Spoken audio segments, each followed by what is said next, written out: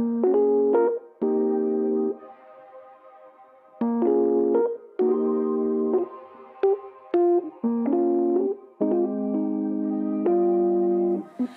can do what I want when I want to do it. I can do what I need when I need to get through it. When I need someone else, can't be too proud for help, but gotta look after myself. Sometimes it can get lonely, never living in the moment. When the sun is shining, hope that I'm reminded, like how the clouds keep changing. I'm always steady rearranging, going back to the basics of what a good day is. What a good day is. And that's exactly what the day is. But it's exactly what you make it. So please don't go wasting. And I'll do the same, even if it's raining. How could I complain? And my feels got me feeling some type of way. You always free to take a break. Hope you feel what I felt. You gotta look after yourself. Sometimes it can get lonely, never living in the moment. When the sun is shining, hope that I'm reminded, like how the clouds keep changing.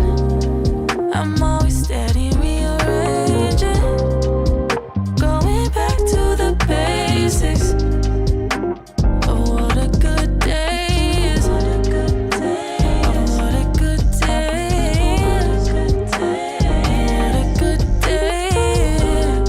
And that's exactly what the day is. All right, we are in the building. Y'all know what time it is. Drop a 1 in the chat if you could hear me. And then y'all could drop a 1 in a second when you can see me. We are back in the building. Ooh, looking all crispy and clean on the screen. Welcome, y'all. Welcome back to another YouTube live stream and another episode of the morning show. I'm your host, Classy, of patreon.com/classybeats. Make sure y'all stop by, click the link in the description, check out the Patreon. I appreciate everybody who's in the building. Hopefully y'all are doing well on this Taco Tuesday. All right, it's gonna be a great day. Got a lot going on, a lot of news to get to. Got some updates on the GS or G Money Lil Ronnie shooter. These guys were idiots. I mean, let's be real. And how they got caught is absolutely insane. We're going to get into that in a second. We've also got some updates when it comes to Jay-Z versus Jane Doe and Tony Busby. Looks like Jay-Z's taking a little bit of the high road. And then we've got some YSL updates. I know y'all probably weren't expecting this, but we've got some news about one of the defendants in the YSL trial who took a plea deal and unfortunately violated his probation. We've got that and more for y'all. As you saw in the title, we've also got some Fani Willis news. But before we get into it, I gotta say what's up to the people, man. Shout out to everybody who's in the building. My awesome, amazing Amy is up in here. Shout out to Amy. That is the wrong sound effect. Shout out to Amy. We got Michi in here. A Fitz is in the building. Jay Buckmaster, Valencia, Les Cleaver, my dog. Trisha's in here. Ryan S, Miss 86, Kara Hampton. We've got W Yo is in here. Who else do I see? We've got Zachary King is in the building. Good morning to y'all. Good to see you. Breezy F Baby is in here. Oh man, yeah, Miles Farley is we're gonna get into it. It's a whole mess, man. We're gonna talk about probation, House of Trap. Miles Farley just making some dumb decisions, and he's in this position that he's in now, unfortunately. It's good to see y'all. If you could, please do me a favor on your way in, like the video. Not only is it free, not only does it help the channel continue to grow, but it lets the algorithm know that y'all are enjoying the show, and it shares the video and the channel with more people. Amy reminded me yesterday, we just hit 108,000 subscribers on the channel. It's crazy, man. I think after 100K, I stopped counting, which actually, for those of y'all who are watching now, we are going to have the 100K celebration show this coming Monday, along with the award show for the Song of the Night Live. So if y'all want to stop by for that, next Monday. It's going to be a great time. I'm going to open the plaque, the YouTube plaque, which is insane to say. I got it sitting up over there in the box. I have not opened it yet. So we're going to open that, and we're going to have some other awards we're going to give out to some members of the community as well. So it's going to be a good time. Definitely looking forward to that. But before we get there, let's go ahead and get into our topics today. Again, thank you to everybody who's liked the video so far. We've got a lot to cover today, and let's talk about it. So very, very interesting instance.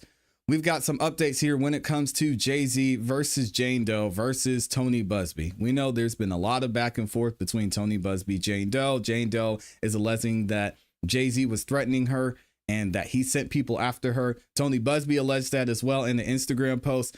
Then it looks like, as we saw in the memorandum that was submitted by one of the private investigators, that Jane Doe was willing to talk to them. There was no intimidation, and they weren't even hired by Jay-Z. Allegedly.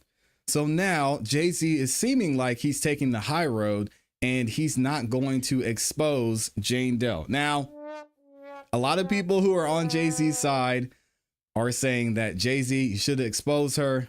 You should air this out. But we're going to address maybe why Jay-Z made this decision in the first place and what would be the pros and cons of him leaving her or letting her remain anonymous. So let's get into it. And shout out to Megan Kunin for this as well. Says the judge in Jay-Z's lawsuit against the woman who accused him of assault is allowing him to anonymize her as Jane Doe in her court summons.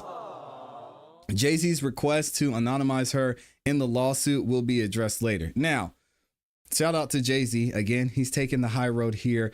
Jay-Z did not have to do this. And he does not have to do this moving forward. He could push and push just like he was earlier and say, we need to expose her. Now it seems like he's backtracking a little bit and saying, we're just going to let her live. What does this say here? Text only order. Pending before the court in this is the motion for leave to proceed using the pseudonym for one defendant, Jane Doe, as we know. In the meantime, the court will permit the issuance of summons with the pseudonym and will address the motion once all parties have appeared and the matter is fully briefed. Once the defendant Jane Doe has been served, the proof of service shall be filed under seal if it contains any personally identifying information, name, address, etc., signed by the district judge Terry F. Moore on the 10th, which was yesterday.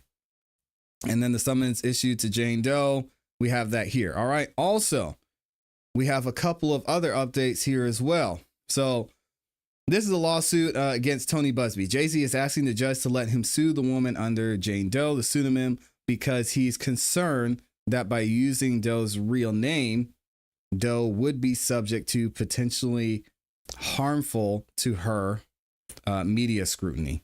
All right, so let's see what they're saying in this one. And we've seen this before, but this is Tony Busby and Sean Carter as well. So what is he saying? This is the motion for leave to proceed using the pseudonym for one defendant. The plaintiff, Sean Corey Carter, we're going to call him Jay-Z, moves this court for leave to use the pseudonym to proceed against the defendant, Jane Doe. In further support, Jay-Z states the following. Jay-Z brings this lawsuit against Jane Doe to hold Doe accountable for false allegations of assault that she made against Jay-Z and demands made in conspiracy with her attorney on an ongoing basis. Jay-Z does not commence this action lightly, following Jane Doe's admission that she fabricated her claims, and she's admitted that multiple times, against Jay-Z. Her lawyers have continued to seek to hide this reality, including through further extortionate threats and demands by Busby, Fortney, and their New York co-counsel on February 28th. Even after all of this, Mr. Carter does not wish to expose his malicious and wrongful accuser's identity in his complaint and seeks to maintain her anonymity as Doe. All right, so Jay-Z again taking the high road. I don't know if I would do it. Y'all have to let me know what you think in the comments in the chat. Would you give her a break and would you let her remain anonymous? We're going to get into maybe a couple of reasons why here in a second, but let me finish reading this for y'all. But the extortion and abuse of Jay-Z by Doe and her lawyers must stop. Therefore, Jay-Z has been compelled to bring this lawsuit to hold Doe accountable for her willful defamation per se and her malicious prosecution of knowingly false allegations against Jay-Z that Doe and her co-conspirator attorneys have falsely and maliciously peddled. Jay-Z moves the court allow him to sue Doe under a pseudonym because, upon information and belief, Doe has a history of mental illness and medical vulnerabilities, including instances of self-harm. Jay-Z is concerned that by using Doe's real name, Doe would be subject, and he is 1000% right, to potentially harmful to her media scrutiny. And thus, there is a strong interest in maintaining the confidentiality of Doe's identity. He's too nice. He's too nice. Although parties to a lawsuit generally must identify themselves in their pleadings, obviously they have case law there, a party may proceed using a fictitious name when the party has a substantial privacy right that outweighs the customary and constitutionally embedded presumption of openness in judicial proceedings. All right. That is, a fictitious party can be used in an exceptional case involving matters of a highly sensitive and personal nature, real danger of physical harm, or where the injury litigated that would be incurred as a result of the disclosure of the person's identity. He's basically saying he's worried that people are going to come after her. Y'all know TMZ is going to be all up in her business, which I'm sure they know who it is by now. TMZ is very good at what they do. And maybe they've been holding back because of this reason. Who knows? In addition, there is no risk of unfairness to Doe here, and allowing Jay-Z to sue her under a pseudonym will not inhibit Doe from defending herself against the allegations raised in the lawsuit. Indeed, Doe made some of the defamatory statements at issue in this case to NBC News in an interview where her identity was masked. All right. So moving forward, Jay-Z said, I'm going to protect her. I'm going to let her proceed as a Jane Doe, but she about to get this lawsuit. One of the reasons I could see Jay-Z going this route is because if something were to happen to her, you all know that Jay-Z he's going to be held accountable for that. I mean, think about it. Somebody finds her, they go out there, they vandalize her place, or they harass her family. They try and get information from her father, her mother, her husband, the kids, digging up her past. This could be very, very harmful. And it's all going to come back to Jay-Z. I think it's interesting that initially he wanted to reveal her identity. We saw as this whole entire thing started to play out, Jay-Z was pushing for Tony Busby to really reveal her name. Judge Torres said, nope, we're not going to do that. She's going to remain anonymous. We don't need to expose her. Then going down the line, Jay-Z's now at the point to where he's like, all right, we'll just keep her anonymous. We're just going to go through this lawsuit and she's going to have to pay. So the second reason I could see is that she could harm herself. And it's mentioned here in this filing that Jay-Z's worried that with her history of mental illness, she could possibly go on and harm herself, maybe someone around her. And he doesn't want to be held accountable for that. He doesn't want to feel guilty for a mental break that she might have, for someone else being harmed. And as we know, this would all be pointed back and blamed on Jay-Z. So I think we have to give Jay-Z a round of applause for this because he did not have to do this moving forward. And I'm gonna be honest with y'all. I told you, I don't know if I would have written a check and got this over with at the beginning, but if I'm gonna see this all the way through, listen, I'm petty. I'm gonna bury you. I don't care who you are. If you got a mental illness, go get some help, but names need to be named. You tried to break this man's reputation, lied on him, doubled down on it, whether it was you or through your counsel, it's still your responsibility. And I'm not going to be the only one that has my reputation harmed. But either way, that's probably not the right mindset to have. And thankfully, Jay-Z's very emotionally mature. So we got to give him a round of applause. Y'all let me know what you think about this in the comments and in the chats. Did Jay-Z make the right decision? Is he being too nice? Is he going to proceed this way with Jane Doe's identity being anonymous? Because that could change going down the line. We'll have to wait and see. Let me know what y'all think. Man, Jay-Z is he's about to be up in there shutting it down. Shout out to everybody who's in the building. I see some of y'all just joining. We've got Waller Custom Leather. Marlene is in here. Shout out to Marlene. I saw, who else did I see? Nisha's in here. Good morning. And y'all are saying Jay-Z gonna win and sue everyone. I hope he does. Jay-Z is only looking out for himself. What proof do you have that she lied about assault with Jay-Z?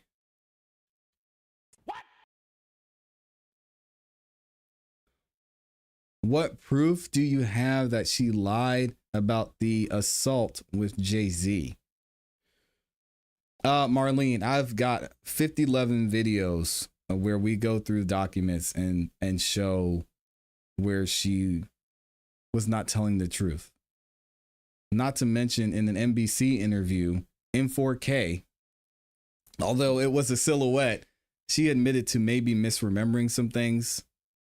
Her father gave a statement to NBC and said, I didn't pick her up after the VMAs. This whole story doesn't make sense. So I don't know. Maybe you're just new to this and you haven't been watching it, but I've got a ton of content on proof that we have that she lied. Who else do we have in here? Someone who, let me see what she says. Nope, she got on that horse. She's got to ride it, says Ryan. I wouldn't be nice, but I'm petty like that. Same here. So you suing her wouldn't cause her harm to her mental health? I don't believe any of this. That's a great point. Because her facing a lawsuit, and you know Tony Busby, Tony Busby is not going to help her. So she's facing this lawsuit by herself. I don't know what Jay-Z is going to ask for. Outside of legal fees, we really can't know or tell. But I mean, he lost. We saw in another document we reviewed, Jay-Z lost a multi-million dollar deal because of this, because of all he's went through, because of the false accusations. He's lost millions of dollars. I don't know if I'm going to take that lightly. Oh, okay. I'm just asking because I haven't heard anything. There you go. Okay. I was just asking because I wasn't aware of it. Thank you. Yeah. Shout out to Marlene. We've reviewed so many documents and so many instances showing that she lied. There's a lot of evidence out there. And most recently, we saw that, we saw in the document, she was interviewed by private investigators, and the investigators said she told them that she was forced by Tony Busby to name Jay-Z in this in the first place. She initially just wanted to go after Diddy, but Tony Busby pushed her to name Jay-Z in this as well. Jay-Z is not a victim. This man allegedly lost millions of dollars worth of deals because his name being brought up in this. So yeah, Jay-Z is definitely a victim. Anybody who's falsely accused of something is a victim. I don't see how you could say that, Miss 86. I mean, imagine, take Jay-Z out of it. Just remove Jay-Z and put somebody else in the situation. What's up, Smokey? Put my name in all of this. Are you going to say I wasn't a victim of false accusations? Come on, man. I don't think anybody deserves to be falsely accused. And then we want to say, Miss 86 wants to say, look at his history. I don't care about that. Again, I use this example. We saw Diddy kicking Cassie up and down that hotel hallway, and it was wrong, and it was messed up what Diddy did, and it was terrible. But just because Diddy did that doesn't make me believe that somebody who says Jay-Z or Diddy did that, just because Diddy did that doesn't mean he went outside and smashed everybody's car windows in the parking lot, and someone brings out a lawsuit and says, yeah, I was there in the parking lot that day. That day, Diddy was kicking Cassie up and down the hallways of the hotel, and he went outside and he smashed my car window.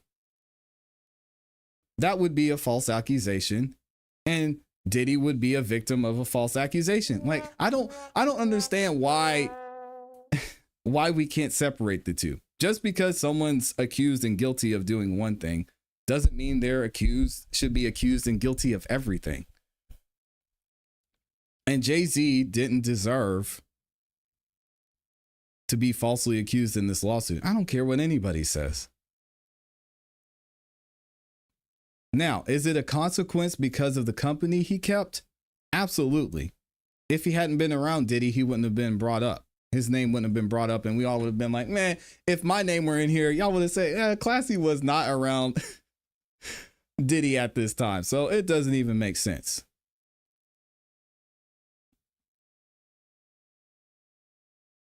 He is a victim.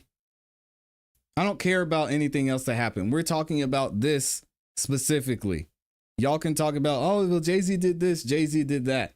I don't care, Miss 86. I don't care what he did in the past. I don't care if he ran over puppies in the driveway. He does not deserve to be falsely accused for something that he didn't do. I don't know how y'all could see that. And again, if that's how you want to feel, fine. That's up to you. But I like to have empathy in these situations. And if it were me, I think it would be, I think I wouldn't want somebody to say, oh, well, he's not a victim because of something that he did in the past. That doesn't make any sense. Either way, we're going to keep it moving. Shout out to the gang in the building. Thank you to all 400 plus of y'all that are in here. If you could, please like the video on your way in. I'm going to be begging for likes forever.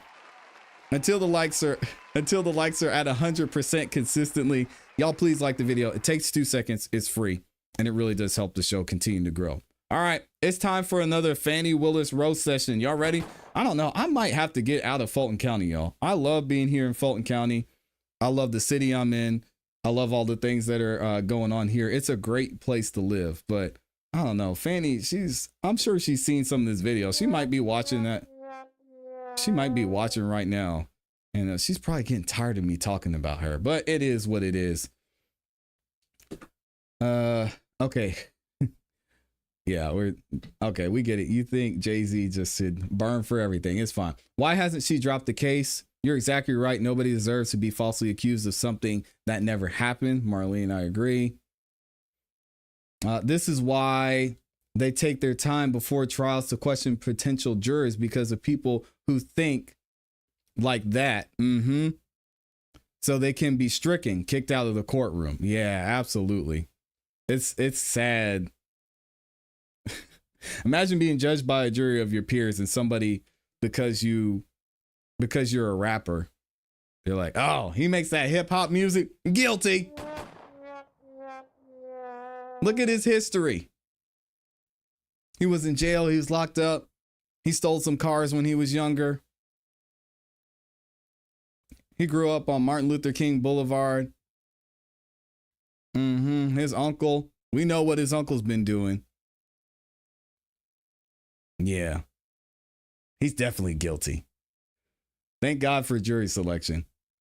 I'm also an empath, but I won't be apathetic to a woman that falsely claims assault. Happens to guys every day. Yeah.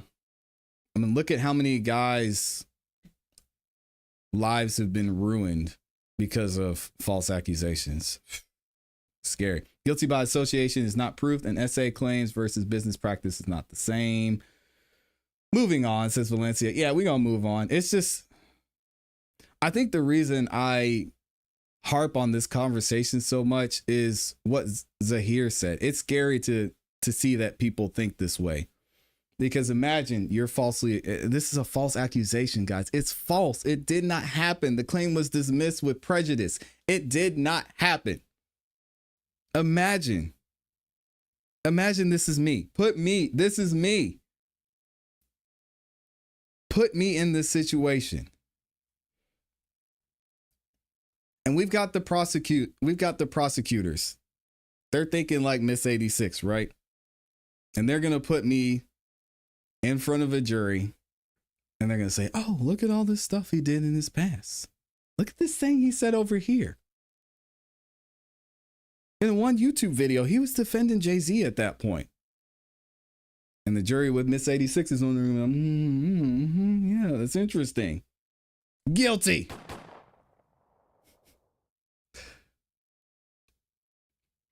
And these false accusations have ruined the lives of so many people. I don't take this lightly, and I don't think it's right.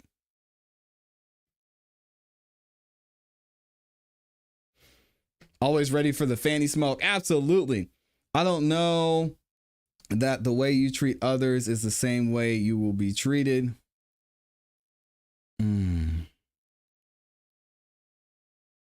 Good morning, everyone. Hope you're having a fantastic Tuesday. Same to you.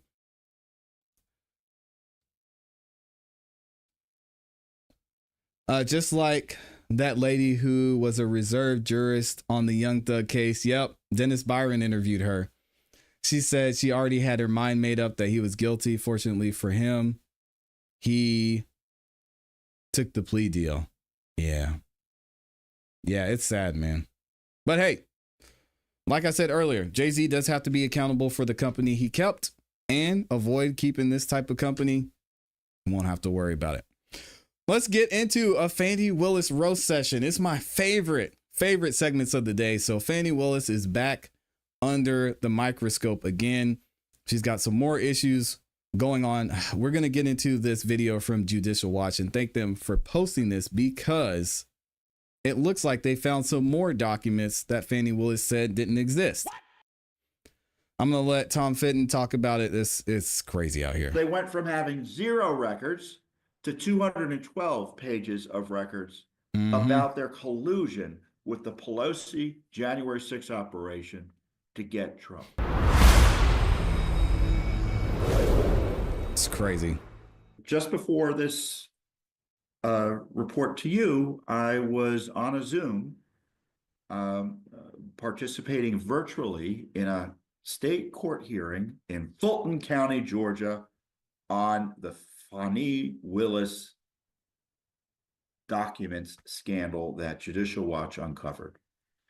As you may recall, Judicial Watch filed a Freedom of Information or Open Records Act lawsuit in Georgia against Fani Willis after she didn't turn over any documents or responded responded with as I keep on saying, a hand to the face. And they won. For a request about documents with detailing any collusion she had to get Trump with Jack Smith operation and the Pelosi January 6th operation. And more or less, she said, 3, 4, 5 times, I don't have documents. And even worse, she didn't even show up in court to answer our complaint. So she was found in default. Yes. The court noted that the searches were just not real searches at all. She admitted that there were documents after telling us and the court repeatedly there were no documents. The court ordered her to pay Judicial Watch's fees, attorney's fees and costs. So her operation had to pay us nearly $22,000, but we still don't have the documents. So the judge, and we've been asking for a special master, which would be a judicial appointed individual, usually like a retired judge or an expert lawyer, who would oversee a legitimate search of records. And so, they tell us they have no records about the collusion. And then they say, we do have records about the collusion. And the only record they released was the one that we sent to them to show that when you say you have no records, you're lying, because Fani Willis herself wrote a letter to the head of the January 6th committee.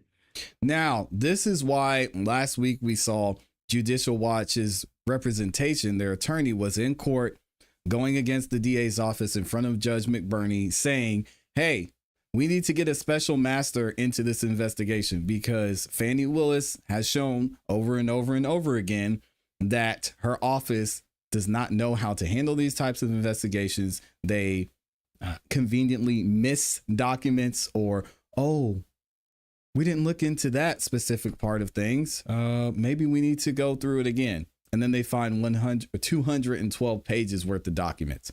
So this is why Judicial Watch is where they're at. And one of the reasons they're asking for a special master. Then they come back and say, we did find records after all. Today at the hearing, in a hearing over our request for a special master, They said they did another search, and now there are 212 pages of records. Can you believe it? So they went from having 0 records to 212 pages of records about their collusion with the Pelosi January 6 operation to get Trump. The court during the hearing held in abeyance our request for a special master. I think he's hesitant to do that. They need to get one in there. Extraordinary in some ways, but on the other hand, this is an extraordinary circumstance. Never in Judicial Watch's history of hundreds of Freedom of Information Act lawsuits has a government agency been found in default because they couldn't be bothered to show up to answer the lawsuit. It's incredible. Fani Willis doesn't care. And on top of that, they did multiple searches, pretended not to find anything, or did fake searches. Mm-hmm. And then they telling us they have no records, and then they discover records. Each search, they find seemingly more records. And now we know they're 212 pages when they said they had 0 pages to begin with. All those circumstances suggest they can't be trusted to tie their own shoes, let alone search for records in an honest way. Hence our request for a special master. But in the meantime, the judge says, you know what, I'm going to look at these documents because you're telling Judicial Watch they can't have any of them. It's 212 pages. I can look at them directly. So Fani Willis today, her lawyers admitted that they have 212 pages on collusion targeting Trump. Now, they're not going to say it was collusion targeting Trump. That's my term. But I'm fairly describing what the issue is. I agree. They were coordinating with the January 6th committee on the unprecedented prosecutions of Trump, not for doing anything illegal, in my view, but for exercising his core First Amendment rights, his obligations under his oath of office as President of the United States to make sure the elections were run correctly in Georgia. So again, Judicial Watch's heavy lifting repeatedly gets more and more results with this Fani Willis scandal. So Fani Willis admits to having documents. She's forced to pay us $22,000. We find out the documents are even more than anyone had previously admitted to, 212 pages. And the court said, I want to look at the documents. Here is where the court essentially directed or told, our lawyers, our Judicial Watch lawyers, and the government what he was going to do, which is to order the records be turned over to him for review. Let's go here and listen to what the judge said. Have I said things that leave either side with a lack of clarity as to what's happening next? Because I don't mean for that. I know it's a little bit amorphous because you want some time, Mr. Monroe, to consult with your client and flesh out, here's what I, meaning plaintiff petitioner, would like to see in this affidavit describing how the search was conducted. I'll enter an order that says I'm taking this under the 212 pages in camera to review that. So that's in the record. Wow. It's in the transcript right now, but that ought to be demarcated on this date. County attorney, you got 4 days to bring me the documents, or 48 hours, or whatever it is. And then we'll all know where those are. Because if I get distracted by something else that maybe happened in 2024 and there's someone sitting in jail, then you'd be able to say, Judge, you've been sitting on only 212 pages for a month. That's 12 hours a page. Let's go. And I'll say, you're right. I got to turn back to that. But at least there'll be that marker saying, here's where we are in the process. And even Judge McBurney during this proceeding admonished the DA's office, and he agreed with Judicial Watch's representation and said, hey guys, y'all need to get it together in the DA's office. And I've seen a history of this happening over and over and over again as we've gone throughout this allegedly simple Freedom of Information Act request. The DA's office has failed to meet their side of the Freedom of Information Act. And Judicial Watch's representation was like, yeah, that's why we need to get a special master in here. Judge McBurney seems like he might be leaning towards that side. We'll have to wait and see. Right now, we don't know what the documents are, what they say. There are all sorts of privileges being asserted. Whether we can smash through the wall to get to the privileges, to get to the documents, and overcome these exemption assertions is kind of going to be another matter. But the fact is, we now know hundreds of pages of documents exist detailing collusion between Fani Willis and the Pelosi operation. No surprise. So that's a big victory for accountability. And it's more than the media's done. I don't know where the Justice Department is on all of this. I think they're going too slow generally on everything I care about, and meaning from Judicial Watch's perspective. And I hope they get up to speed. It's only been a month or so, but still, the Republic's continuing to be under attack. I mean, I hope they keep pushing. That charge in Georgia was so abusive and so, in my view, deserving of criminal investigation. And now there are records that I think could reflect on whether a criminal investigation is warranted of Fani Willis's operation. And not only that, whether there should be investigations of what the January 6th committee was up to up here in Washington, D.C., when they were abusing their powers to ferret out information to help prosecutors target their political enemies, namely Donald Trump and other innocents. So another victory for the rule of law today at this court hearing.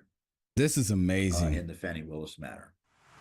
Oh boy, shout out to Judicial Watch, man. We got to give them a round of applause because they're continuing to push. We're going to continue to report it here and let y'all know what's going on. What do y'all think about this, man? He's talking about possible criminal charges moving forward.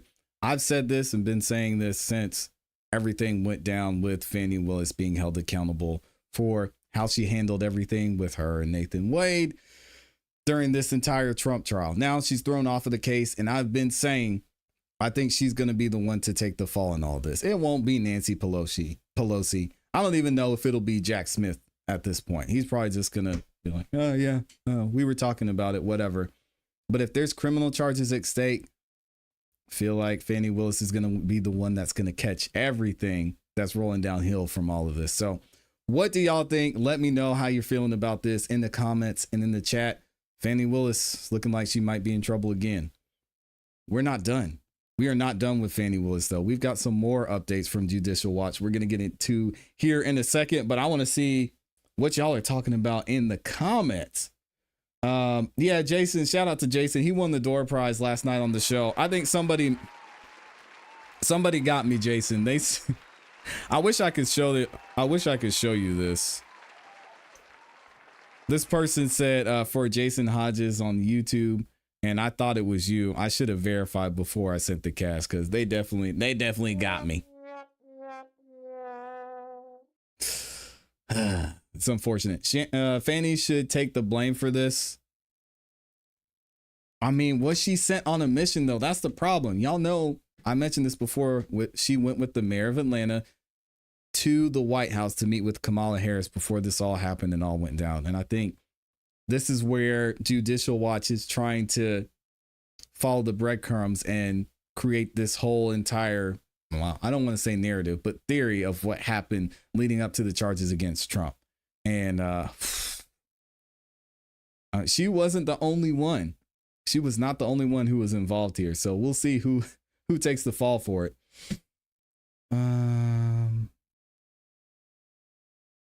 Let me see what else y'all are saying. Oh, this is still the missing documents. Never mind. Yeah, shout out to DJ King in here. Yeah, we've got some more news on Fani too. They need to charge her and Dexter Bond ASAP. Dexter Bond, you could hear he got his attitude from Fani. I don't know what he was on, but you didn't do your job, man. She's been avoiding sending these papers, and he's implicit because he's the one in charge of handling the open records request. Yep, he refuses to do his job. And then he got mad when Ashley Merchant was asking him, hey, why didn't you do your job? He's like, I did my job. No. Yeah, Rice Street took my money, man. You see Rice Street up in here. Shout out to Rice Street, man. Major sponsor of last night's show. He said, I told you I needed that 100. Rice Street, man. Rice Street robbing me. I believe she will be charged. Someone more powerful helped her, I believe. I think you're right, Debbie. I agree. Fani should take the blame for this. They always use a black person to take the blame, just like Obama. They used him to approve the marriage. Well, the same-sex marriage. Obama Man, Obama had a lot going on. Did you see Fani's office might have to pay legal fees for 18 defendants? I have not seen that, Jason, but we'll definitely talk about it. I think it's interesting that people are quiet, though, when we're talking about Fani Willis. Yes, she went to the White House not just one time. They are all complicit. The whole Fulton County DA and the June 6th committee, including Kamala. Kamala's not, I don't see anything happening to her. I did find it interesting that Biden gave out all of those pardons to people, including his family, but didn't give one to Kamala. So I don't know what. Yeah, I don't know what's going to happen here. Oh, Rice Street, it happened. Day, Rice Street got 100 subs. I told you we were going to make it happen today. Rice Street got 100 subs. Y'all make sure you go subscribe to Rice Street. And let me pin this in the chat. So Rice Street, no excuses, man. You've got 100 subs now. We got you there to the promised land. Now you have to live stream. So we're going to be looking for it.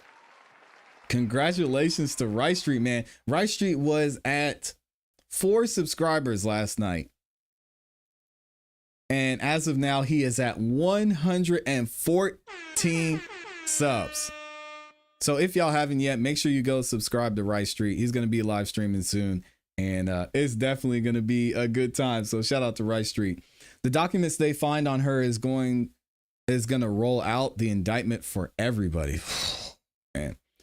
Sucks. It's going to cost the county and her, and not her directly. That's true, but open records requests are simple. We shouldn't have to go through all this. Gonna have to pay all the legal fees to Trump's defendants because she was thrown off the case. They didn't invite her to the White House because they liked her. They wanted to use her to bring up charges against Trump. Yes, we've said this so many times. They won't put their face on it. And Fani, she was excited for this opportunity. Excited.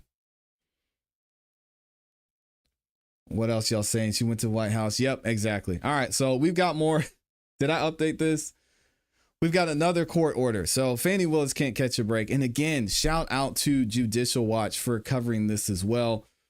Fani Willis is not going to catch a break. It seems like there's more and more information that's coming out saying that not only did Fani Willis not do her job when it came to this simple open records request, but she withheld information intentionally. We're going to see what's going to happen moving forward. This is not the end of the court proceedings because we're just getting into Judicial Watch versus Fani Willis, aka the DA's office, and we're going to have more information on that. But let's check out this video from Judicial Watch and see what they have to say. We want Congress to follow our lead. We want the Justice Department to follow our lead. We want Georgia officials to follow our lead over this cover-up. We're not forgetting about the lawfare. And as I mentioned last week, and I think it's worth reiterating, we were in court last week against Fani Willis's lawyers, and it was a really yet another extraordinary moment in terms of forcing accountability on this local district attorney, Fulton County, a local Democrat elected there, who single-handedly has been trying to jail and filed a case which is still over, is still hanging over President Trump's head to try to throw him in jail. And I talked about it in a quick video I did earlier this week. Hey, so Judicial Watch attorneys were back in Fulton County last week arguing against Fani Willis's lawyers for access to information about her collusion with the Pelosi January 6th operation. Nasty remember, work. She first denied in our lawsuit having any records. In fact, she never showed up in court to answer our lawsuit. That's why she was ordered to pay $22,000 in attorney's fees and costs to Judicial Watch recently. Last week, after arguing they had no records, and then later arguing they had some records, they confirmed they had 212 pages of records showing what looks to be collusion with the January 6th. Crazy. Of course, they don't want to give any of those records to the American people. The court ordered her office to turn the records over to him so he could make sure they're being withheld lawfully. But in the end, they were caught red-handed, providing false information about their collusion with the January 6th committee to get Trump. They were forced to pay us money, and on top of that, they don't want to turn over the underlying documents. So this scandal continues. Shout out to Dexter Bond. Heavy lifting will continue in court, though, to try to get the full truth about this awful abuse targeting President Trump. So this is on top of Fani Willis being essentially thrown off the case because of her conflicts of interest because of her using tax money to pay her boyfriend to go after Trump. And then she follows up with this misconduct related to her handling of this simple FOIA request. And the reason we now know it's not simple is because she didn't want to admit, her office didn't want to admit to coordinating their Get Trump effort with the Democrats in Congress up here in Washington, D.C., the Pelosi gang running the January 6th committee. And now there are 212 pages of documents they didn't tell us about for months and months and months. And of course, they don't want to turn over any of the records to us. So thankfully, the court said, well, at least I'm going to look at them to see if there's any significant or legitimate privilege. And here's a little snippet from the court hearing in that regard. Have I said things that leave either side with a lack of clarity as to what's happening next? Because I don't mean for that. I know it's a little bit amorphous because you want some time, Mr. Monroe, to consult with your client and flesh out, here's what I, meaning plaintiff petitioner, would like to see in this affidavit describing how the search was conducted.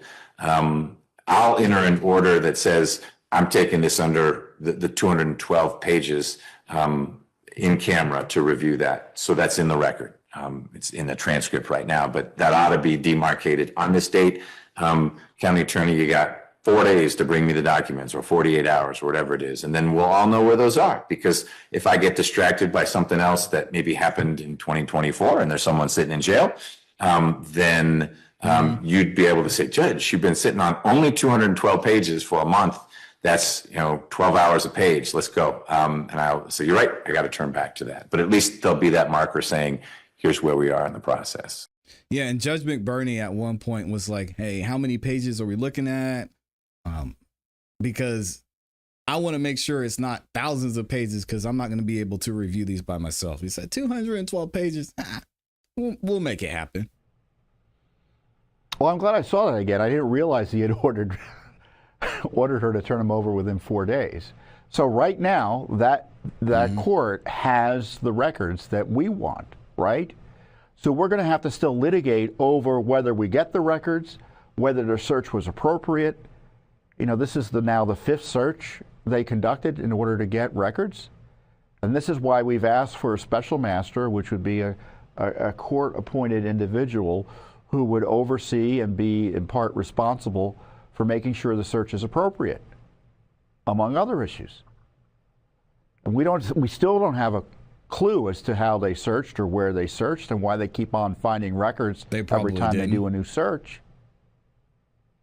And plus, she didn't show up in court to answer our lawsuit. As far as I'm concerned, she waived all these privileges. You don't show up, you lose. Literally, she's already lost. It's not a great look. I'll agree. And this is quite the scandal. And of course, Congress has these emails, or at least they ought to have any communications. And there needs to be an investigation as to where those records are. And if they are not there, meaning they've been deleted, I hope there's consequences. And that's up to Speaker Johnson and his team to figure that out.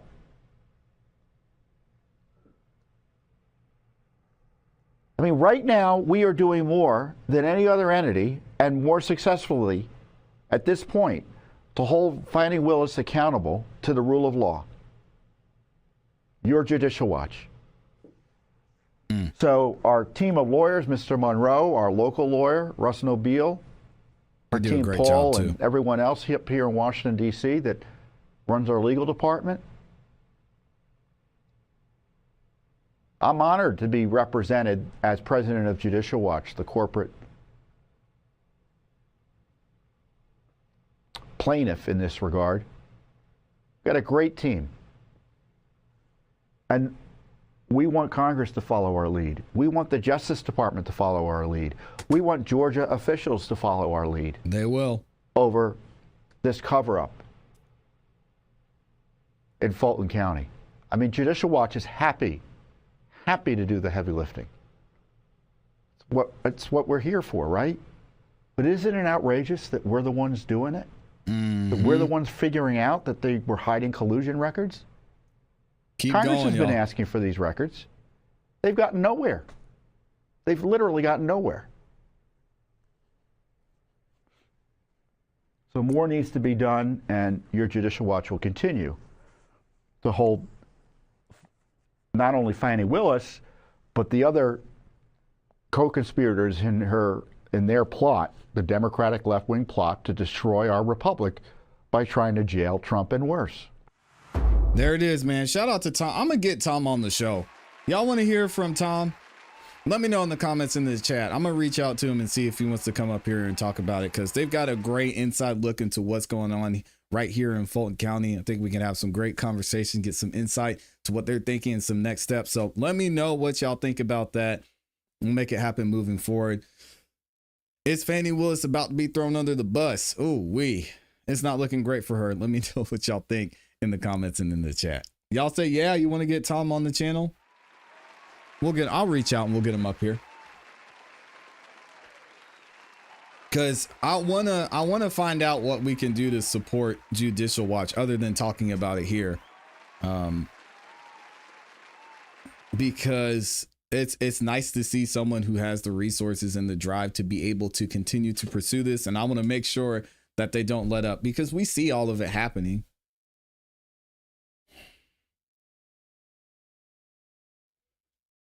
We see all of it happening. And it's tough to realize that the system works so much heavily in her favor.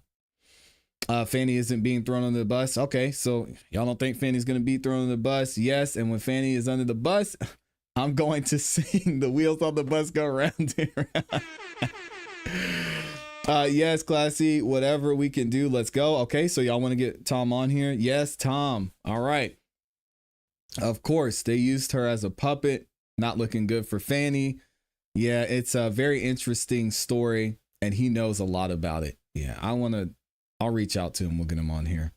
Look at what they did to Steve Bannon for not showing up to when he was subpoenaed. He was sent to prison. Well, the difference is Steve Bannon is not a district attorney. And I think the most that could happen to Fani is sanctions, I believe, from the research I've seen. Yes, the wheels on the bus. And again, big congratulations to my guy Rice Street, sitting at 121 subscribers. Y'all are showing him mad love. Couldn't happen to a better lady, says Taco Tuesday. He's just going up, up, up. Y'all are showing him so much support, man. All right, let's get into this next one, because we're gonna. This one, oh boy. This one hurts. This one, it does not make me happy to report on. Doesn't make me happy to talk about. And it's a very unfortunate situation. And it's a very unfortunate situation of how the system is set up. If you make certain decisions, make certain choices, you can be put in a really, really, really bad situation. Miles Farley, aka Slatto, we're gonna call him YSL Slatto, is now behind bars. Why? Shout out to my guy Thugger Daily, give some more insight, and I've actually got the full document here. We're gonna go through the arrest warrant and look at what actually went down and what happened according to the APD. Slatto, aka Miles Farley, is back in jail today for gun possession while on probation from the YSL trial. It's a trap, man. What does it say? The APD's got him, Miles Malik Farley. They got him on possession of a firearm by a first offender probationer unlawful for a person employed by associated with a criminal street gang to conduct in criminal activity, unlawful for a person to commit offense with the intent to obtain, earn a membership, maintain, and increase the status. We've got more details here. What does Thugger Daily say? The driver in the alleged incident, and we're going to get into the full document here in a second, was YSL rapper B Slime. The gun was in the glove box, pulled over for tint. B Slime tried to tell the cops that the gun was his, but since it was in the glove box, they determined possession was with Slato and arrested him for probation violation and added gang charges.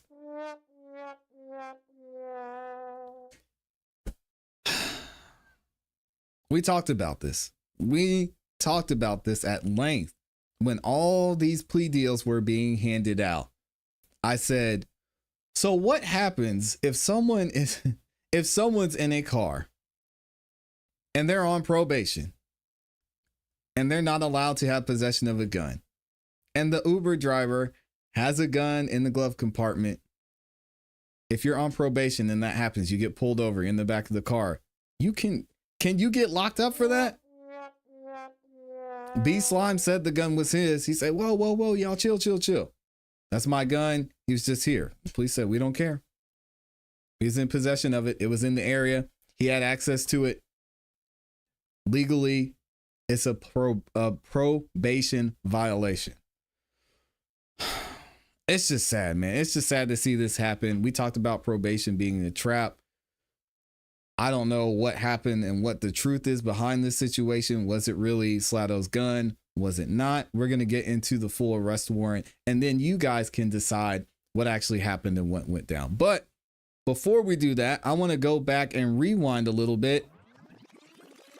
Back to when Miles Farley actually took his plea deal so we can see what actually happened here.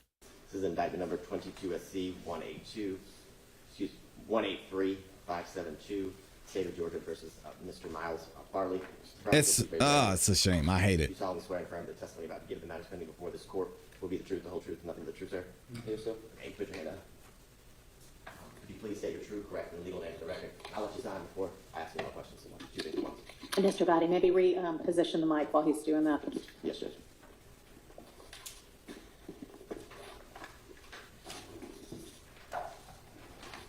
Ms. Farley, could you state your true, correct, and legal name for the record? Farley. And Mr. Farley, are you at this time taking under the influence of any alcohol, drugs, or medicine? No. Is there any medication that you take daily or regularly that you have not taken today that would affect your ability to understand why you're here? No. And how old are you, sir? How far have you gone in school? Wronger than wrong. I agree. And are you able Can to you also speak into the mic, please? 26 and got a bachelor's degree? Yes, sir. Are you able to read, write, and understand the English language? Yes. And do you understand you are charged in indictment number 22 SC 183572 with count 1, conspiracy to violate RICO, count 49, which is related to the homicide of Mr. Drinks. So we got RICO, 51, which are both participation in criminal street gang activity, and then count 54, which is a possession of a firearm in the commission of felony. You understand you're currently charged or indicted with those counts? Yes. And do you understand that you have the right to plead either not guilty, guilty or not guilty to these charges? And if you pled not guilty or remain silent, you may receive a jury trial. Yes. And has your attorney, Mr. Menendez, gone over the rights that you're waiving by taking a guilty plea here today, sir? Yes. And are you satisfied with the services that your attorney has provided? Yes. And do you need any additional time to talk to your counsel about any of the facts and circumstances regarding the charges and the circumstances of this case? No. Probation is so Menendez, bad, do you waive man. formal reading of the indictment? So waived. Do you waive any and all defects in the indictment, including any with respect to your client's name for the purposes of this hearing or plea? Yes, so waived. And Mr. Farley, has your attorney spoken to you about the minimum and maximum penalty for the counts that you're pleading guilty to? Yes. And he advised that for count 1, RICO, the minimum is 5 years, the maximum is 20 years? Yes. And do you have any questions as it relates to that count, the single count that you'll be pleading guilty to? No. And sir, do you understand that this is a negotiated plea of guilty, which means the state and your counsel will offer a joint recommendation to the court as to the sentencing recommended for the count that you're pleading guilty to, but the court does not have to follow that recommendation, and she can sentence you as she sees fit up to the maximum for the charge. Yes. Do you have any questions about that? No. Is he just pleading to count one and y'all are null processing the rest as a part of the agreement? That's correct, Your Honor. Okay. So it's just Rico. No pros to everything else, including the Shamel Drinks murder. Mr. Farley, do you understand that this plea may be used to enhance sentencing on other convictions in this jurisdiction, as well as in other jurisdictions, including the federal courts? Yes. And do you also understand that if you are not a United States citizen, a guilty plea will affect your immigration status and will result in deportation, regardless of any advice given to you by your attorney or anyone else? Yes. Do you understand that you waive any and all defenses by entering a plea of guilty here today, sir? Yes. Do you also understand that by pleading guilty, you're giving up or waiving the following rights: the right to a trial by jury, the right to remain silent and to not incriminate yourself, the right to confront witnesses against you, the right to the assistance of counsel hired by you or court appointed if you are unable to afford an attorney for the trial of your case, the right to presumption of innocence, the right to testify on your own behalf and to present other evidence, the right to subpoena witnesses and to compel the production of evidence, the right to have the charges proved against you beyond a reasonable doubt by the state of Georgia, and the right to appeal if convicted of these charges after trial. Do you understand by taking a guilty plea here today that you're waiving or giving up all of those rights? Yes. And Mr. Farley, has anyone forced, threatened, or promised you anything to get you to enter a guilty plea here today? No. And are you pleading guilty, sir, because you have decided in speaking with your Guilty counsel, to Mr. Rico. Menendez, that you believe that is in your best interest to do so? Yes. And are you aware that even if you're not admitting guilt, as you're pleading under North Carolina versus Alfred, if the court accepts that this plea of guilty places you in the same position as if you were convicted after a jury trial? Yes. Okay. And how do you plead to count one, conspiracy to violate the Racketeer, Influence, and Corrupt Organizations Act in indictment number 22 SC 183572? Guilty on the Alfred. And Mr. Farley, is this Alfred a guilty plea freely and voluntarily given with full knowledge of the charge that you're pleading guilty to? Yes. And do you understand that you may have a limited right to appeal this guilty plea conviction? Yes. Do you also understand that you have only 4 years from today for a felony charge to file a habeas corpus petition challenging the voluntariness of this guilty plea? Yes. And this was just 2 months ago. Constitutionality of the guilty plea, understand? Yes, Your Honor. Well, I want to make sure he. Yes, ma'am. All right.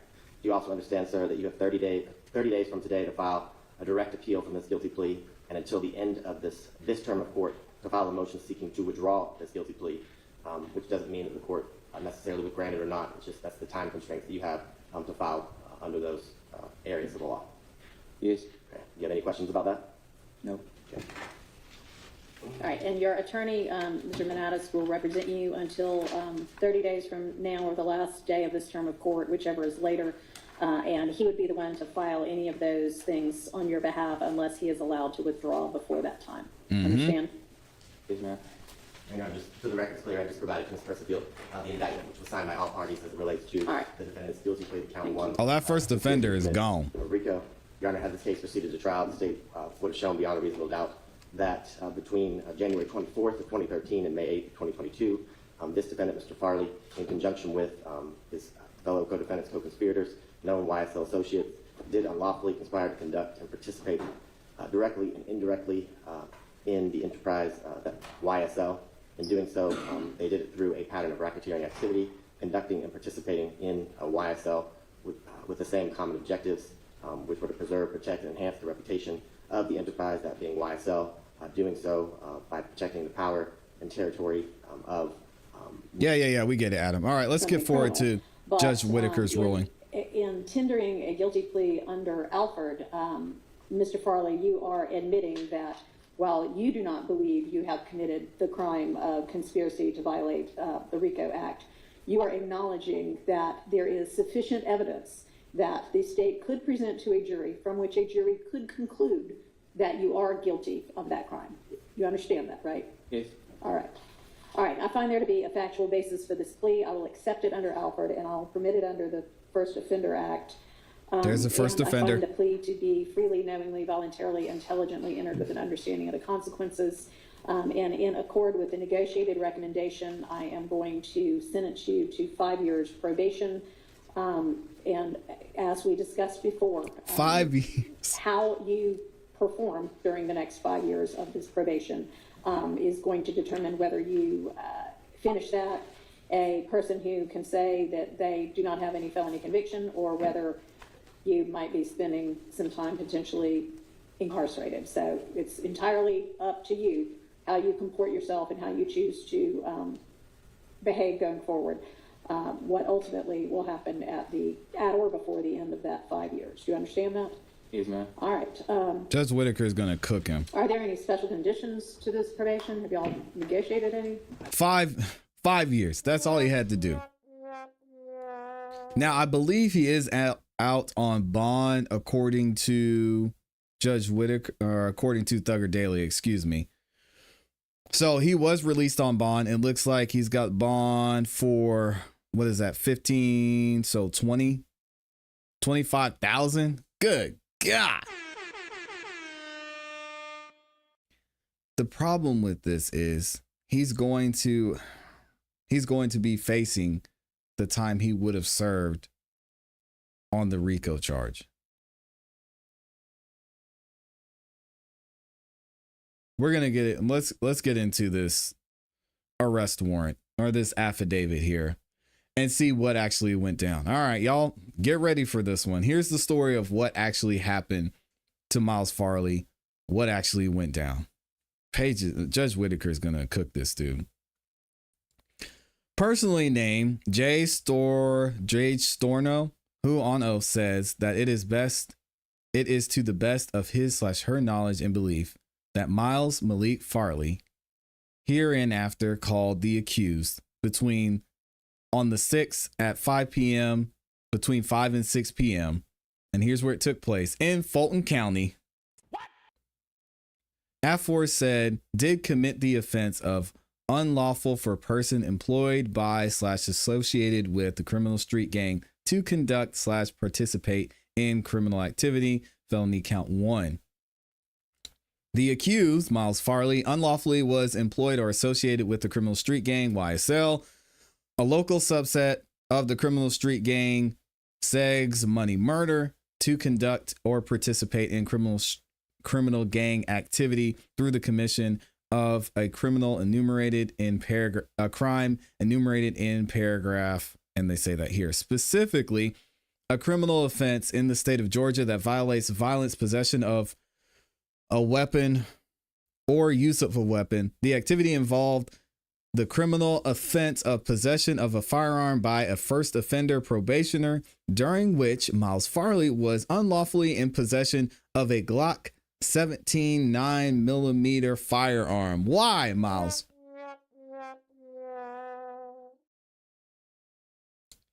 Mr. Johnson's documented affiliation with YSL, coupled with his presence in a gang-controlled location while armed, demonstrates his active participation in advancing YSL's criminal objectives. Possessing a loaded firearm in furtherance of gang-related activities aligns with YSL's established pattern of using weapons to protect and promote their illicit operations. Stop the cap. These actions highlight Mr. Johnson's role in perpetrating gang dominance and securing the gang's operational stronghold.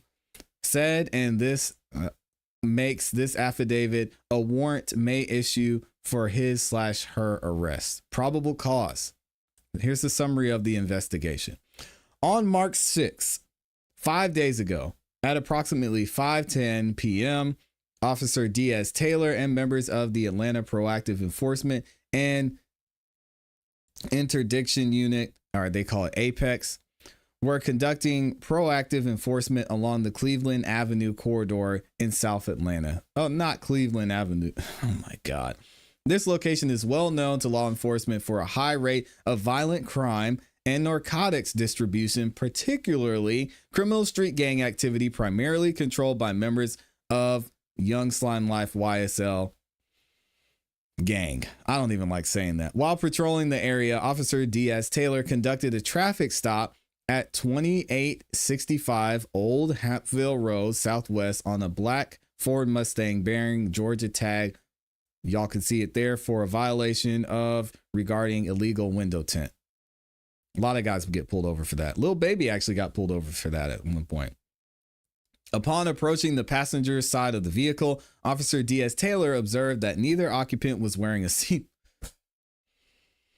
Neither occupant was wearing a seatbelt in violation of another code. The officer identified himself and requested identification from both individuals while informing the driver for the reason of the stop.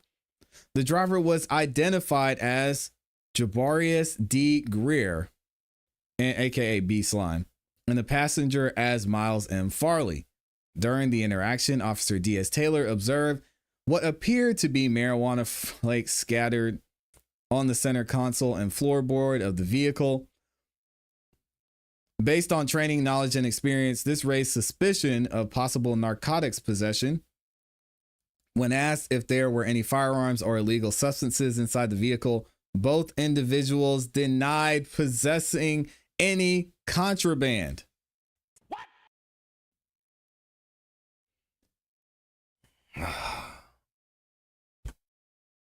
What are these guys doing, man?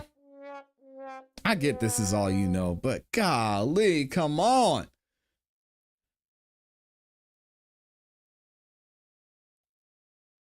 Miles Farley, you got a second chance, man. 5 years. You had to keep your nose clean for 5 years, man. Given the presence of suspected marijuana residue and the occupant's statements, both individuals were asked to exit the vehicle to allow further investigation. They were sweating. A request was also made for a K9 unit to respond to the scene and conduct an open air sniff. K9 handler Officer Pagan arrived shortly thereafter with his K9 partner Jumbo. Shout out to Jumbo. The K9 performed an open air sniff and positively alerted to the driver's side door of the vehicle, indicating the presence of narcotics. Based on this positive alert, Officer Diaz advised both occupants that a probable cause search of the vehicle would be conducted. We got to search your vehicle, man. During the search, a Glock 17 9mm firearm with the serial number, y'all can see it there, was discovered inside the glove compartment. Additionally, a white pill with the markings T194 was found on the passenger side floor near the door, where Miles Farley was sitting, by the way. A pill identifier search confirmed that the pill was oxycodone, a Schedule II controlled substance. Both individuals were immediately detained. When questioned about the firearm, neither Mr. Greer nor Mr. Farley claimed ownership, both stating that they were unaware of its presence inside the vehicle. Man, if y'all don't Stop the cap. A criminal history search was conducted on both individuals, along with a status inquiry of the firearm. The firearm was not found to be on file. However, the background check revealed that Miles Farley was currently on the first offender probation following a conviction for violating the Georgia RICO Act on December 17th of 2024 in Fulton County Superior Court. Lord. Officer Diaz Taylor read Mr. Farley his Miranda rights, which he acknowledged and voluntarily waived, agreeing to speak without an attorney.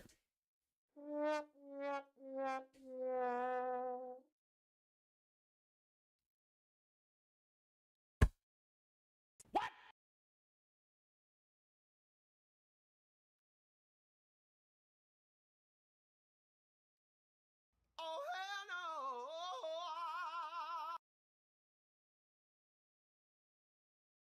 Are y'all seeing this?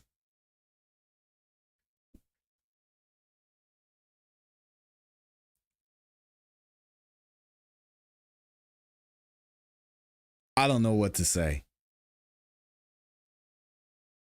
Officer Diaz Taylor read Miles Farley his Miranda rights, which he acknowledged and voluntarily waived, agreeing to speak without an attorney present.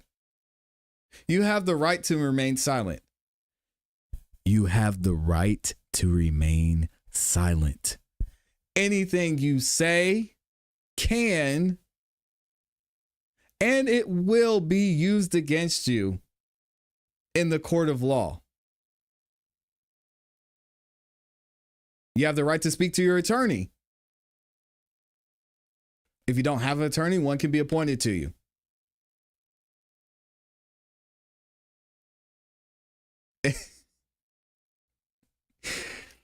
When asked about the firearm, Mr. Farley denied any knowledge of it or involvements with firearms. However, Mr. Farley was seated in the front passenger seat, directly adjacent to and within arm's reach of the glove compartment where the firearm was located. Given its close proximity and ease of access, it was determined that Mr. Farley had constructive possession of a firearm. Further supporting that conclusion, Mr. Greer later offered to take responsibility for the firearm in exchange for Mr. Farley's release. Too late. An action that strongly suggested both individuals were aware of the firearm's presence before the stop.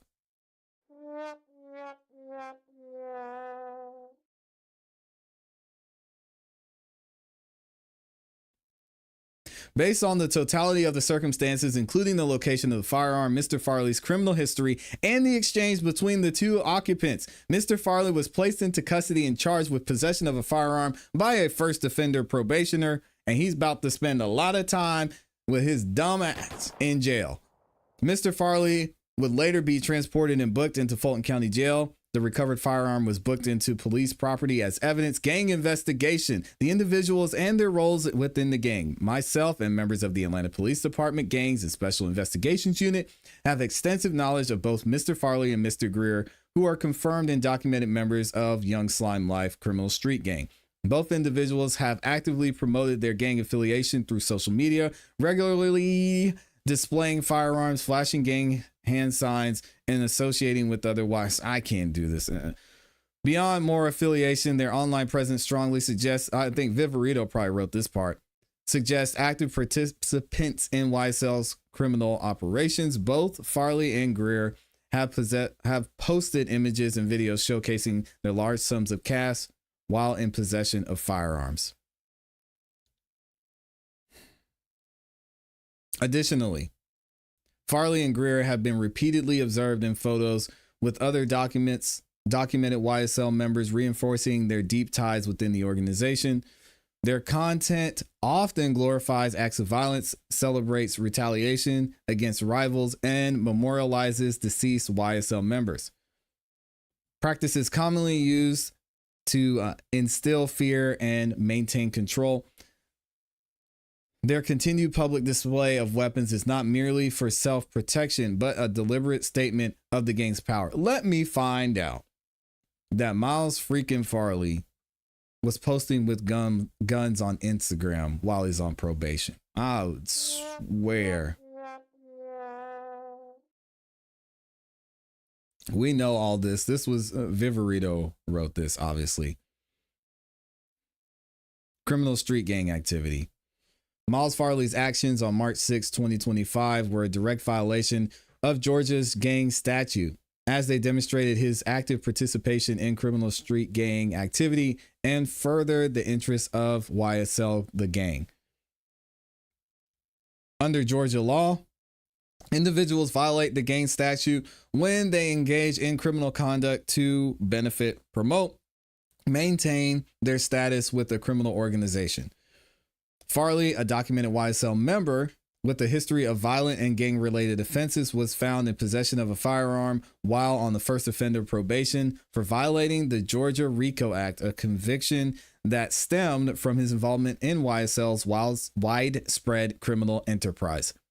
His continued engagement in illegal activity, particularly in a known YSL stronghold, underscores his ongoing allegiance to the gang and criminal objectives. This man did not learn his lesson. I don't even want to read the rest of this. Additionally, the broader context of Farley's association with YSL, including his previous gang-related charges, his social media activity flaunting firearms and illicit proceeds, and his documented connection to high-ranking members, further cements the fact that his actions on March 6 were not isolated, but part of an ongoing pattern of criminal behavior that serves to benefit YSL. His continued engagement in illegal activity, particularly in a location that serves as a base of operations for YSL's criminal enterprise, is a clear violation of Georgia's gang statute. The possession of a firearm, his association with another YSL member, and his presence in a known gang stronghold all point to his active participation in furthering the gang's influence, maintaining his personal standing within the organization, and perpetuating YSL's reign of violence in South Atlanta. Repeat offender, yes. And then we have Officer Storno signed, and the clerk judge signed it as well. This freaking idiot.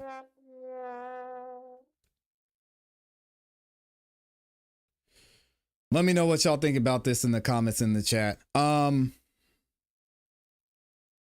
not gonna lie to y'all. We will not be doing free Slatto on this channel. I'm sorry.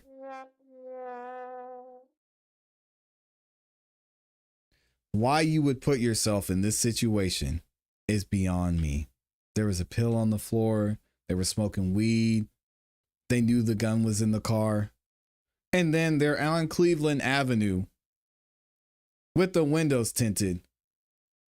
I don't want to see. We can type free Yak Gotti in the chat. We are not free. No, there's no free Slatto. No free Miles Farley. You are a freaking idiot, Miles Farley. And I hope Judge Whitaker takes it easy on you. This could have been avoided. Let me know what y'all think in the comments in the chat.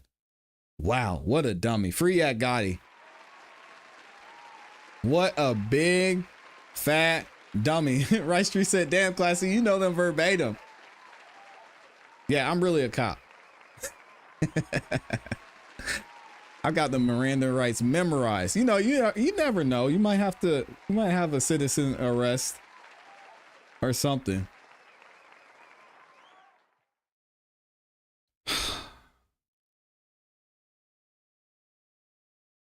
Brown Sugar Babe said, well, Miles, I mean, he took this plea on December 17th, 2024. Why was he on Cleveland Avenue? Why was he in the car with B Slime? Why did he have a gun? Why were they smoking weed? Why was there a pill on the floor? Why, dummy, why? I've watched enough episodes of Cops. Yo, Miles about to get his ass locked up. I can't believe we're still saying free. I got it. I can't. Yeah, free. Yeah, got it. That's crazy. Right? He made his bed. He's got to lay in it. Dummy. Again, this is just the police report. So this is just what the police found. Maybe some evidence will come out at a later date. He talked to the police. Ah! He talked to the freaking police. What did Doug Weinstein say? That is rule number 1. He tells every single one of his clients, do not talk to the police. And the police, they're not going to get offended. They might get offended. They'll be like, hey, listen, man, I know I have the right to remain silent. I don't want to say anything right now until I talk to my attorney. All right, well, come on, let's go. Fine.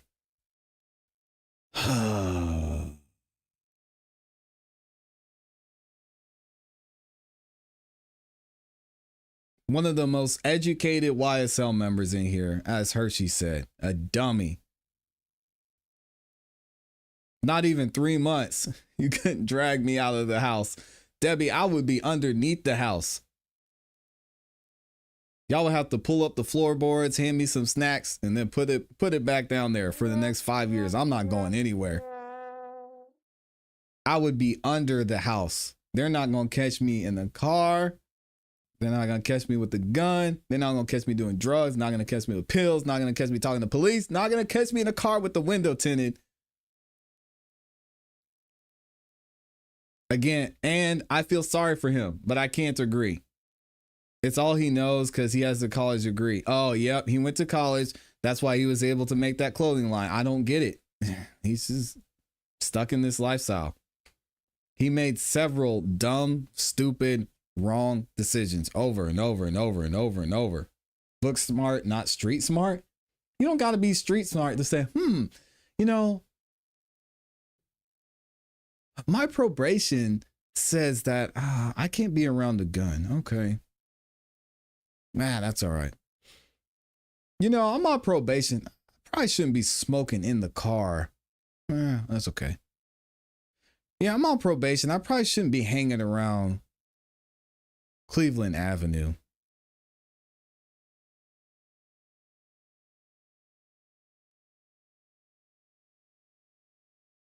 I'm in my house getting some yams for the next 5 years. Hey, that's what I'm talking about. The only thing that could possibly help him is if they check the prints on the gun and his is not on there, but he's still a violation. No, he's done. Miles he's done. He's out of there. Catch me outside. How about that, says Amy, right? Let's normalize doing things at home. People thinking they're invincible. He took the plea to be free. Doesn't sound like he took it serious. And he's out on bond again. Shout out to Thugger Daily for the insight. He's out on $25K bond. Who's his representation? Does it say on here? Dang, I want to know who his lawyer is. Next court date to be determined. You will be notified of your next court date by mail.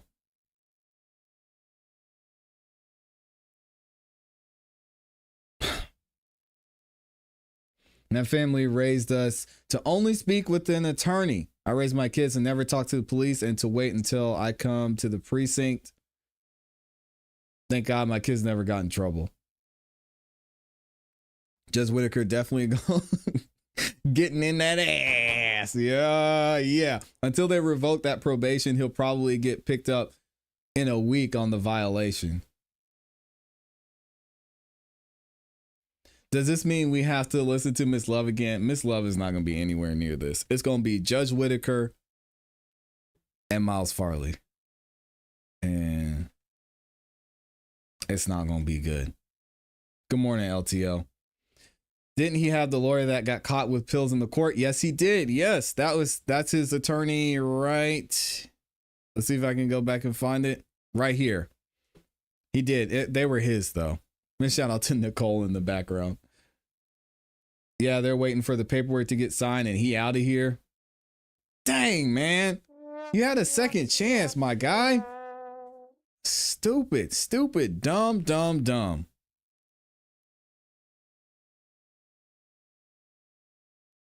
Stupid.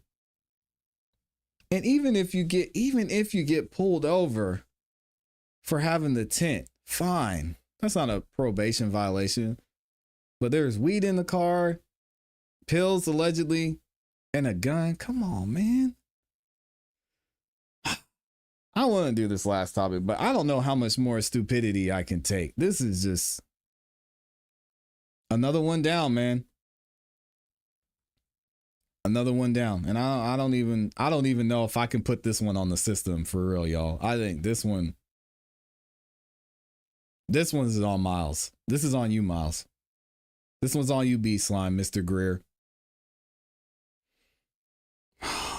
Man, I'm going to try and get through this, but this just... All right, so I've got a little update for y'all when it comes to Get Money, Lil Ronnie's shooters, or the suspects involved in the shooting. We've actually got some more details and are able to look at some legal documents that were filed with the court, and we're going to find out how the main guy, well, we'll say Mr. Robinson, how Mr. Robinson was actually caught. This story is absolutely insane. Y'all check this out from Fox 4 in Dallas. And Fox 4 obtained new details about the shooting at a Forest Hill car wash that killed a father and his 5-year-old daughter. Both suspects are in custody for capital murder after that shooting 1 week ago today. Fox 4's Dion Anglin is live with what those court documents reveal. Dion? Hi there, Hannah. Disturbing details from court documents today, yet still no clear motive has been laid out. Adonis Robinson, arrested in Polk County on Thursday, is now in the Tarrant County Jail. On Friday, 21-year-old Jacoby Russell was also booked into the jail. Both men are facing capital murder charges in the Forest Hill car wash deaths of rap artist Ronnie Sibley and his 5-year-old daughter Armani. Court documents in the case include an arrest affidavit for Robinson. And while it does not reflect a motive in the ambush killing, it does include details that played out a week ago. It indicates Sibley was vacuuming his car when two men got out of a 2016 white Kia Rio.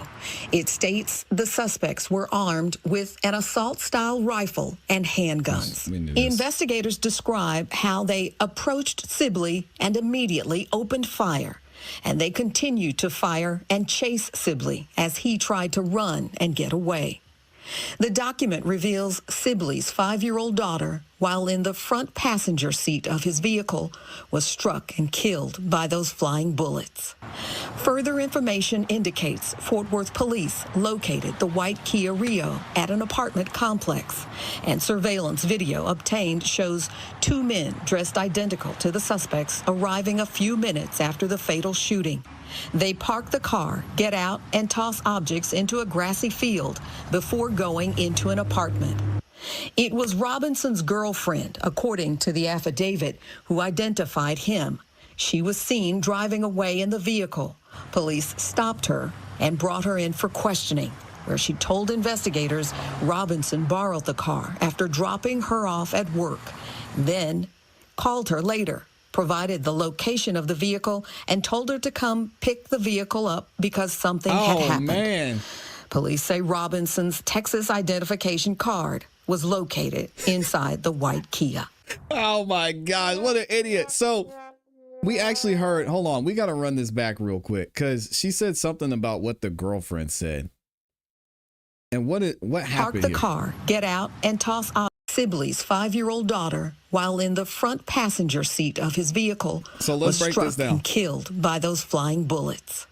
Further information indicates Fort Worth police located the white Kia Rio at an apartment complex. Okay, so they located the getaway car. It's the white Kia Rio that we saw in the video, video we posted yesterday. So they got surveillance video obtained shows two men dressed identical to the suspects arriving a few minutes after the fatal shooting. They park the car, get out, and toss objects into a grassy field. So they probably tossed the guns into the field near the apartment complex before going into an apartment. It was Robinson's girlfriend, according to the affidavit, who identified him. She was seen driving away in the vehicle. Police stopped her and brought her in for questioning, where she told investigators Robinson borrowed the car after dropping her off at work, then called her later, provided the location of the vehicle, and told her to come pick the vehicle up because something had happened. Wow. Police say Robinson's Texas identification card was located inside the white Kia.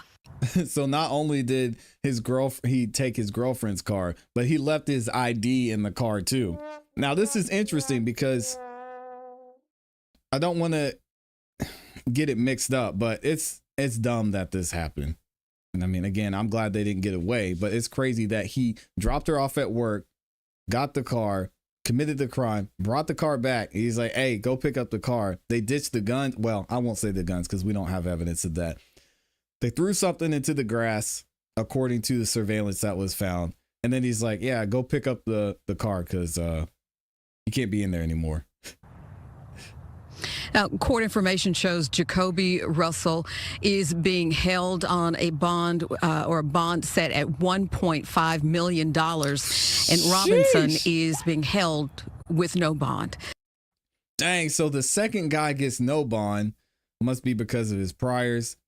And then the first guy, $1.5 million. Oh my gosh. We've got more. There's more from WFAA down there in Texas as well. They've got more information on what went down. Sheesh. Court documents reveal how detectives identified the hold on. I've got it on super speed, y'all. My bad. We've actually got the court documents here. Court documents reveal how detectives identified the two suspects in the deadly shooting here at Slappy's Car Wash. The car wash is back open. There is a police officer there working off-duty security, and this is the memorial dedicated to the victims. It even has markers for people to write condolences. 5-year-old Armani and her father, 36-year-old Fort Worth rapper Ronnie Sibley, known as G Money Lil Ronnie, died in the shooting.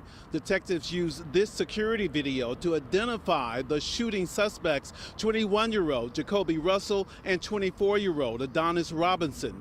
You can see the father trying to get away from his attackers during the gunfire that killed his daughter, who was in the front seat of his car. In court documents obtained by WFAA, detectives also identified a white Kia used as the getaway car. There it is. That car belonged to the girlfriend of one of the suspects, who says he asked to borrow the car, which was later also caught on camera at a nearby apartment complex. The girlfriend told detectives her boyfriend said he left it there because something bad had happened, according to court documents.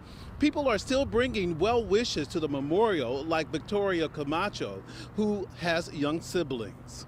I mean, it's sad to see a 5-year-old and her dad pass away in our community. So seeing that my sister's 4 years old and that they were really close at age, I just wanted to bring something for memory for her. Both suspects face capital murder so charges sad for what happened here at the car wash. We are still waiting to learn from police a motive in the shootings. In Forest Hill, I'm Scoop Jefferson. Yeah, and it's clear only one of them, Mr. Russell, didn't get a bond because I believe he either has some warrants out or because of his prior convictions. I mean, this guy should have never been off the streets in the first place. I agree with what y'all are saying in the chat. The system failed. They should have never been out, period. 1.5 million. Mr. Robinson's not getting out. And it's interesting to see how this went down, because the girlfriend, she had a lot to say about what happened, what went on. She actually came in and talked to the police, which I think is good on her part, and looks like she's ready to throw both of them up under the bus, as they should. So we're going to keep following this and see what happens moving forward. I can't imagine this would be much of a difficult case. It seems like the Texas Rangers and the Forest Hill Police have everything they need, not only to be able to get a warrant for these guys, which they did, but to move forward with the trial. So I'll keep y'all up to date on that. Let me know what you think about this in the comments and in the chat. Wild story. And something interesting I saw mentioned as well. Who was driving the car? Because if you go back and you look at the initial video, we saw that they did the shooting. They ran back to the Kia. One guy tries to get one side of the car. He goes over to the passenger side, gets in the back. Then the other guy he runs over it. The second guy runs over to the driver's side. He doesn't get into the driver's side. He gets into the back of the driver's side. So who was driving the car? And they're saying it's just the two of them, but how do you get to the front seat? There's still a lot of questions that have to be answered. Maybe it was just the two of them and they got to the front seat somehow. We missed it. It doesn't show in the video. We'll just have to wait and see. It was just those two, brother. All the guy did was jump into the driver's seat. Evidently, the other one was driving. That's why he ran around there at first until he realized the other guy jumped over. We got to go back and find this video. Hold on. I'm going to do this real quick and then I'm going to let y'all go. Ronnie was already hit before he started running. That's why he seemed to be running slow.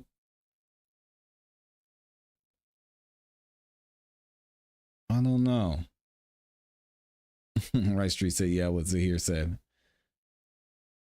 Let me go back and look and see. I guess it's like I said, it is possible that he jumped over the seat, but I want to see it one more time. Let's do this.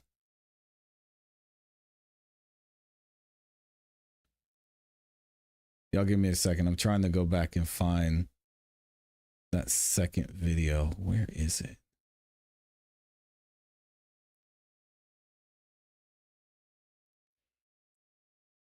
Oh, I think that second video I had pulled up from, it was from TikTok. Hold on.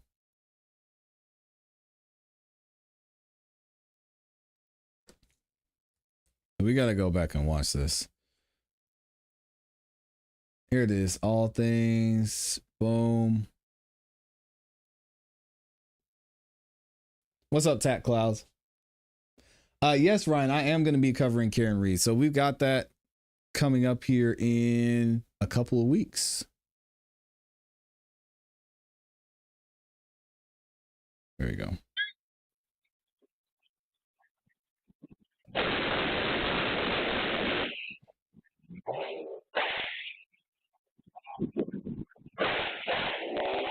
Okay, there's one. Gets in the passenger side. He runs, opens the car door, runs back on this side. Okay, so if it was just the two of them, the only probable thing that would have happened is the first guy got into the back seat, which why get into the back seat to climb in the front doesn't make sense. He got to the back seat and then climbed to the front if there's no one else.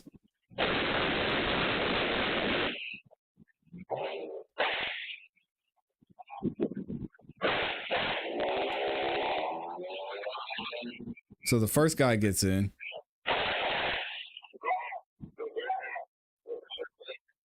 Can't see it very well. So he runs to this side. Nope, can't get in. He runs back to this side. The door's still open and they drive off. It's possible. I don't know, man. I don't know. Shout out to Black Butterfly in the building, dropping the 2-bomb up in here. Appreciate you for the support. She says, watch the car drift. There's a third person.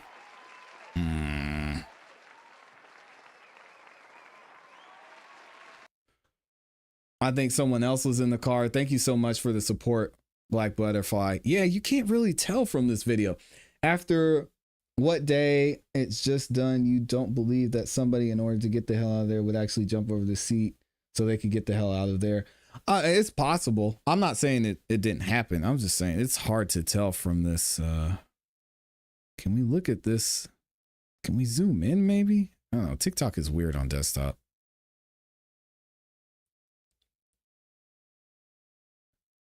Is there a way we can? No, we can't zoom in. I don't know, y'all. They say there's a third person.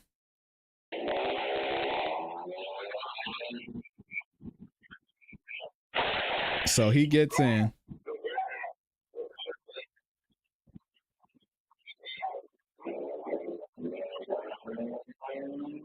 Yeah, that makes sense. It makes sense he got in here, got over to the other side, because then he tried to open the door and the door closes, and then he got back in on the other side. I keep saying he. I don't know which one is.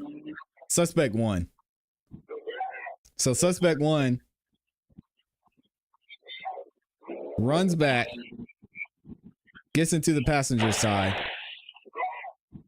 climbs over.